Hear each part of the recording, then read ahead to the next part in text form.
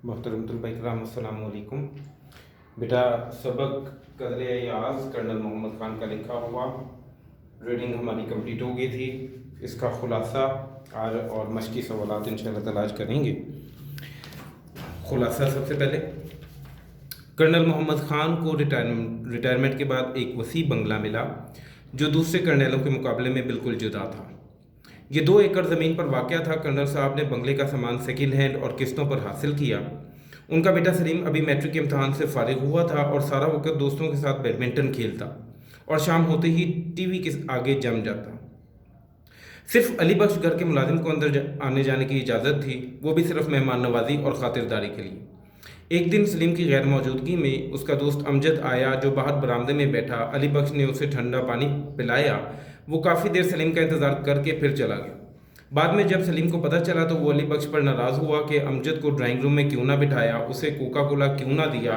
अब उसका दोस्त समझेगा कि ये देहाती हैं। अली बख्श को सलीम की डांट का रंज हुआ। जब ये बात कर्नल तक पहुंची तो उन्होंने दोनों को अपने पास बिठाकर समझाया और झगड़े को ख़त्म कराया। फिर उन्हें एक देहाती का वाक़या सुनाना शुरू किया ताकि सलीम के दिल से देहाती की नफ़रत को ख़त्म किया जा सके। कर्नल ने कहा कि एक लड़का गांव से प्राइमरी पास करके शहरी स्कूल में दाखिल हुआ। पहले दिन जब स्कूल आया तो सर पर साफ़ा, बदन पर कुर्ता और तहमद और पाँव में पोटोहारी जूता पहना हुआ था। मास्टर जी ने शलवार पहनने को कहा तो कहने लगा कि शलवार तो लड़कियां पहनती हैं। स्कूल में उसे छोटा चौधरी कहा जाता। उसके स्कूल के सेकंड हेडमास्टर साहब जो पतलून पहनते, अंग्रेज़ी बोलते और शिकार के शौकीन थे, एक रोज़ शिकार खेलते खेलते उस लड़के के गांव आ गए। रात होने की वजह से उसके घर क़याम करने का इरादा कर लिया। उसके घर वाले फिक्रमंद हुए कि न जाने उनकी मेहमान नवाज़ी मास्टर जी को पसंद आए या नहीं। बहरहाल उन्हें गोल कमरे में ले जाकर रंगीली चरपाई पर बिठाया गया। वहाँ मौजूद तमाम लोगों ने आपको खुशामदीद कहा और मास्टर जी के नाम मौलूद बच्चों की खैरियत भी दरियाफ्त की। चौपाल के दूसरे हिस्से में घोड़ी बांध रखी थी। गांव का नाई मास्टर जी साहब के पांव दाबने लगा। उनके लिए मकई के भुट्टे मंगवाए गए मगर मास्टर जी ने चाय की फरमाइश की। बड़ी मुश्किल से मुकामी हकीम के घर से लेकर चाय मंगवाई जो बहुत बदमज़ा तैयार हुई, इसलिए मास्टर साहब ने एक घूंट लेकर रख दी। बहरहाल उसकी तलाफी रात के खाने पर मुर्ग सालन से कर दी गई। रात भर आराम से गुजरी। सिर्फ घोड़ी के खांसने से एक मरतबा मास्टर साहब बेदार हुए। सुबह मास्टर साहब को हरे भरे खेतों की सैर कराई गई। फिर मस्जिद में गुस्ल कराया गया। कहानी के दौरान सलीम लगातार गांव वालों का मजाक बनाता रहा और उनकी गलतियां गिनता रहा। आखिर छोटा चौधरी पढ़ता रहा और मैट्रिक करने के बाद लाहौर कॉलेज चला गया। अपनी तालीम को मुकम्मल करने के लिए उसने अपनी थोड़ी सी ज़मीन भी बेच दी।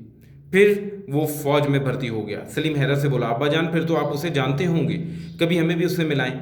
सलीम के ज़िद करने पर कर्नल साहब खड़े हुए, बाजू फैलाए और कहा कि छोटा चौधरी तुम्हारे सामने खड़ा है।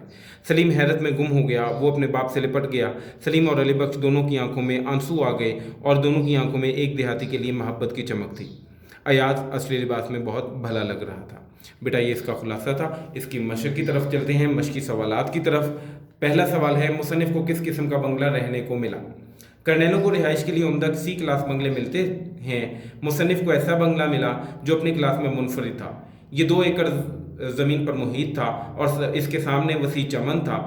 गर्ज ये कि ये एक अमीराना बंगला लगता था। दूसरा सवाल, सलीम मियाँ का मशगला क्या था? जवाब, सलीम मियाँ बैडमिंटन खेला करते और शाम होते ही दोस्तों के साथ टीवी देखते।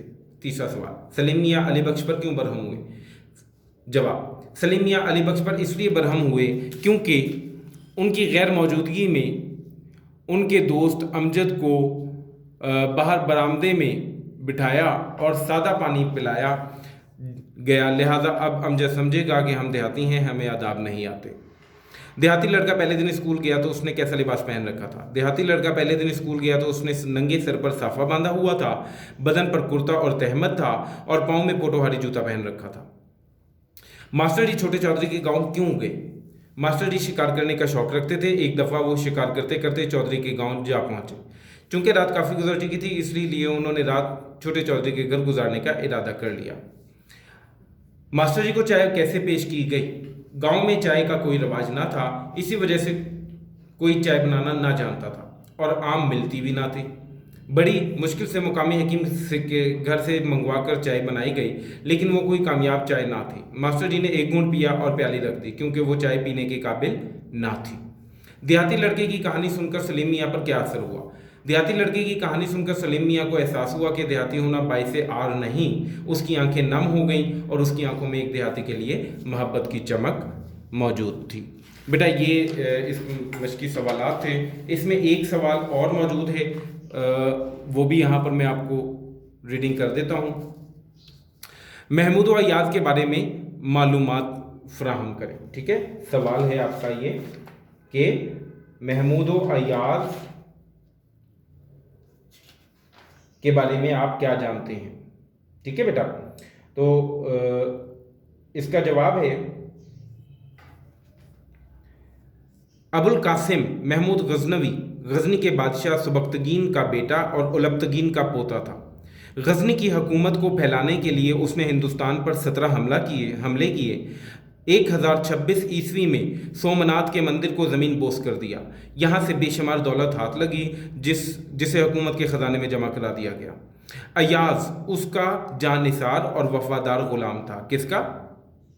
महमूद गजनवी का। ठीक है, इसी वजह से महमूद गजनवी के दिल में उसके लिए बहुत जगह थी। महमूद ने उसे लाहौर का सूबेदार और जवाहिर खाने का निगरान मुकर्रर कर रखा था। महमूद गजनवी का अय्याज पर एतमाद और अय्याज की वफादारी एक ज़रबुल मिसल की हैसियत रखती है। दीगर दरबारी इस मोहब्बत से और बिलखुसूस अय्याज से बहुत हसद रखते थे। ठीक है बेटा, ये हमारा चैप्टर कंप्लीट हुआ चाहता है। इंशाल्लाह ताला नेक्स्ट आगे फिर इंशाल्लाह हम मज़ीद जो कुछ भी होगा वो उसे कंप्लीट करेंगे। तब तक के लिए अल्लाह हाफ़िज़।